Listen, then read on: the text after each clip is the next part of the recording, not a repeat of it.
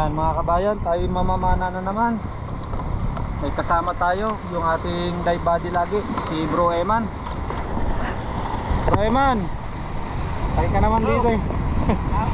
Si retiradong Shokoy. Yan ang ating kasama ngayon. Ang lakas ng halo, no? Ayan, no? Mga kabayan, no? Ang ating spot, susubukan natin kung may mahuhuli tayo. Tsaka nga pala, shoutout dyan sa gwardiya dyan, no? Kami naman ni paisa-isa lang ang huli, kaya pagbigyan mo na kami kung kami mapapunta dyan, kung kami mapapanood mo. Pagbigyan mo na kaming mamana diya sa pwesto mong yan, eh pag nakahuli na may bibigyan ka namin, oh. Ayan, oh. Yan mga mukha namin, tandaan mo, baka mapanood mo. Para tropa tayo. Yan, oh, mga kabayan, kami lulusong na. Sana eh makadali kami din eh, kahit papano, pang ulam lamang. Ayun, shoutout sa guard ulit. Sana eh payagan mo na talaga kami dyan para madali natin yung mga mamaw dyan. Lakas ng alon mga kabayan. Oo, ang lakas oh. Ayun, mamaya na lang ulit. Baka tayo naantay na ng ating talakitang diyan.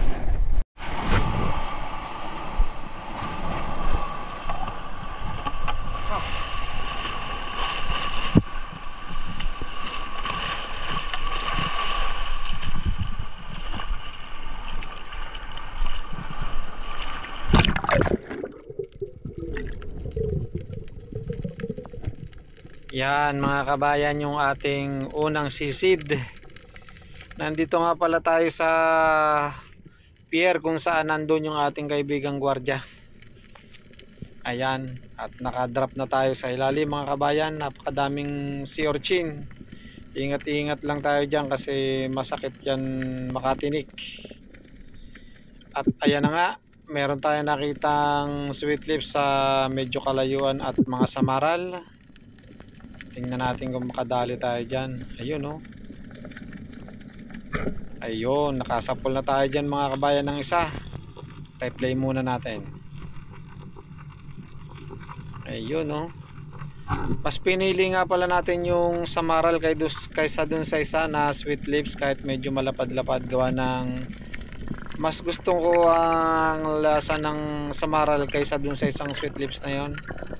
Mas para sa akin mas masarap yan, kaya yan na lang ang pinili ko kahit hindi kalakihan. Yung mga kasama niyang samaral naglayuan na yon, kaya ito lang yung nadali natin. Bali lilipat ako dun sa kabilang postihan, at ako'y dahan-dahan lang napupunta dun sa kabila. At ito na mga kabayan, nandito na tayo sa poste kung saan sa itaas nito ay nandun yung aking kaibigan na gwardiya. Yan, shout out sa iyo Manong Guard. Buti na lang at merong ambon at saka malamig ang panahon, kaya yung ating kaibigan ay hindi sumisilip, hindi niya ako napansin. Ayan mga kabayan, medyo lumubog ako dito ng konti at ako'y naghahanap ng target, at may nakita naman tayo mga kabayan. Medyo silip-silip lang ng konti. Ayan, you know, sa mga kalayuan na yun ng samaral. Iyon, sa pool yan mga kabayan. Hindi lang masyadong kita kasi malayo. Ayun, oh, kung nakita nyo. Ayan, nakadali tayo dyan. Medyo malaki ang samaral na yan mga kabayan. Hindi naman kalaliman yung ating sinisisid dyan. Ayun yung ating padalawang huli.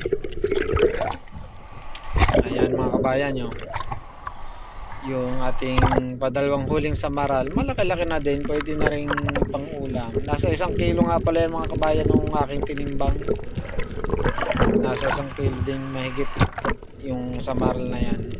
Hindi lang malaking tingnan pero good size na din mga kabayan.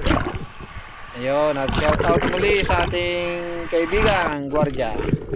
Ito nga pala yung kanyang hobby o ginagawa kapag ka yung wala siyang magawa. Yan, nangangawil siya mga kabayan. Yan ang kanyang huli oh. Silipin natin ng konti. Yun oh.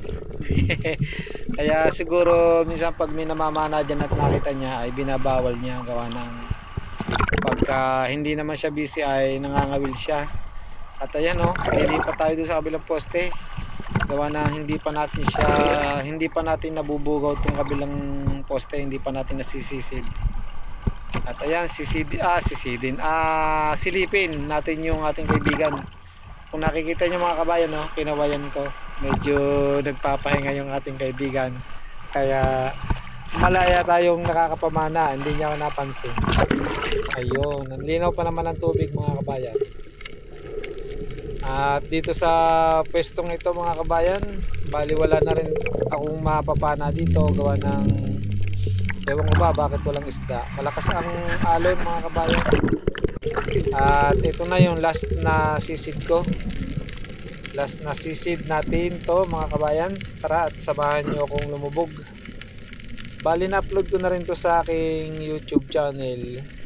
Pero ulitin lang uli natin para mapakita natin sa video natin ito. Ayan. Ito na mga kabayan no. Nag-drop na ako dito mga kabayan. Siguro ang lalim nito ay nasa mga 7 hanggang 8 dipa sa estimate ko mga kabayan. Yan, medyo nagtatabag tayo ng isda kung may lalapit.